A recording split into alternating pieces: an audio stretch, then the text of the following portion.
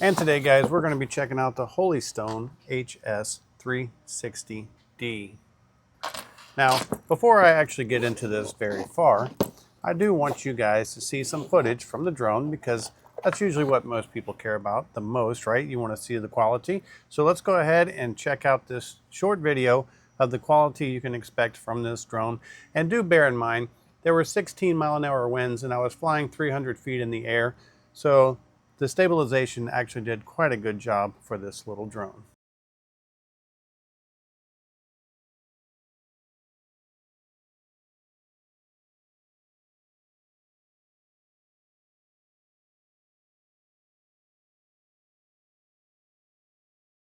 We're going to go ahead and get into this.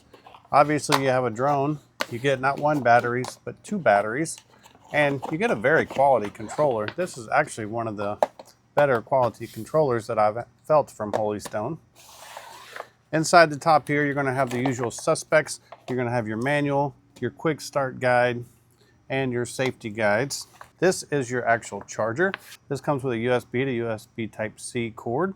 And the way that it works is you just kind of connect it like this and you plug it up, and that's how you charge your batteries. Now you will also have a carrying strap for your case, the battery precaution that's standard in every device with a battery. And then you're going to get a whole bunch of cords here. And I'm going to show you what those cords are.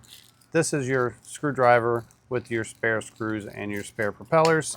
As I said, you do get the charge cord, but these are to connect your controller to your phone. HolyStone has gotten away from you having to connect to a wireless network in your controller.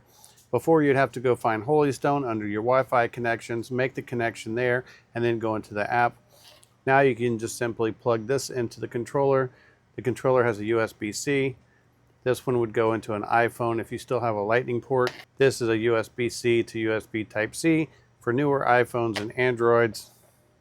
And then you have a USB-C to USB-C micro for any other devices. So the way that that works is you pop this up, you will take the cord, you will plug it into the back of the controller, just like so, and then this would plug into your phone.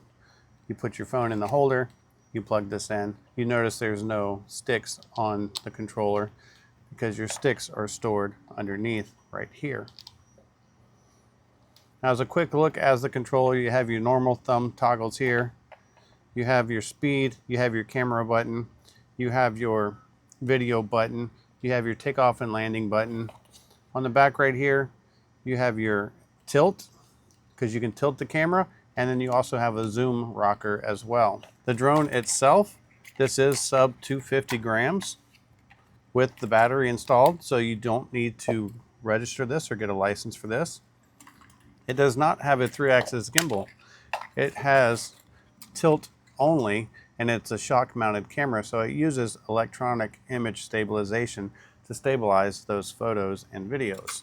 All right, so looking at the specs, with these dual batteries, you will get an estimated 40 minutes of flight time per battery. That's not 20 minutes and 20 minutes, that's 40 minutes and 40 minutes. It does weigh, as I said, the drone end battery is 249 grams. The max speed is 7 meters a second, so that's around 21 miles an hour. The max flight height is 394, keeping you underneath that 400-foot legal ceiling. The max distance away that you can fly with your transmitter is 19,685 feet. I did not go that far. Technically, you legally can't go that far because you do have to keep eyes on the drone. Now, with the camera, the photo resolution, and you do have to put a little SD card in there to store your onboard footage.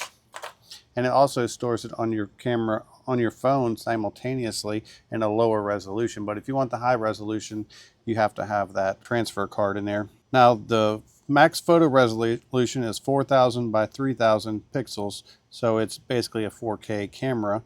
The max video resolution is 4K at 20 frames a second, but you can also film in 1280p at 30 frames per second.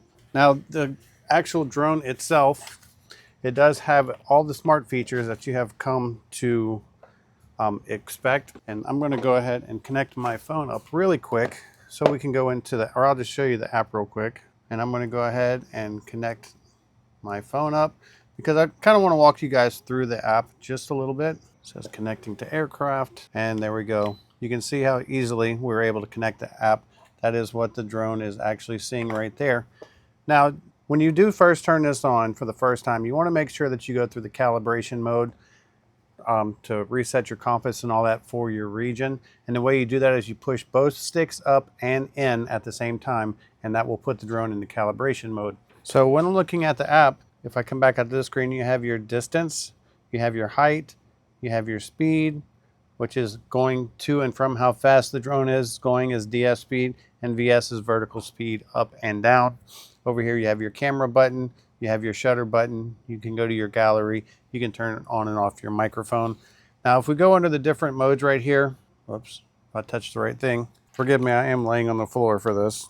But this first mode right here, this is the follow me mode. If you click that mode and go walking around, the drone's going to follow you around and film you. The next is a GPS follow mode, and the GPS follow mode is this one right here, the second one, and that means that it will follow the phone around. Now the VR setting is for the screen split, so if you had a pair of those goggles that you could put your phone into, it would give you that first person view feel. Then you have point of interest. You can select the point of interest with the drone. It'll do the full circle, filming that point of interest. You have catapult, which basically makes your view look like it's been shot out of a catapult. It does the drawback shot. And you also have hand gestures and other modes as well, including a spiral mode, a vertical like rocket view as well. So it's got all the features that you have come used to using with these drones. Now, HolyStone has really stepped it up recently and have become a nice option for the beginner in the drone world. As you could tell by the footage, it did not look bad at all. The stabilization was quite nice considering the fact that that was shot with only electronic image stabilization. The flight time is amazing with 40 minutes per battery. Depending on wind conditions, the windier it is, the less the flight times are going to be. I like the fact that you now can connect the controller to the phone with the cord, no longer trying to connect to that Wi-Fi system that was such a pain in the butt. And I think that overall, you're going to end up with quite a nice looking little drone that's going to get the images and pictures that you want. And you don't have to register this one because it is sub 250 grams. I hope this video helps, and thanks for watching.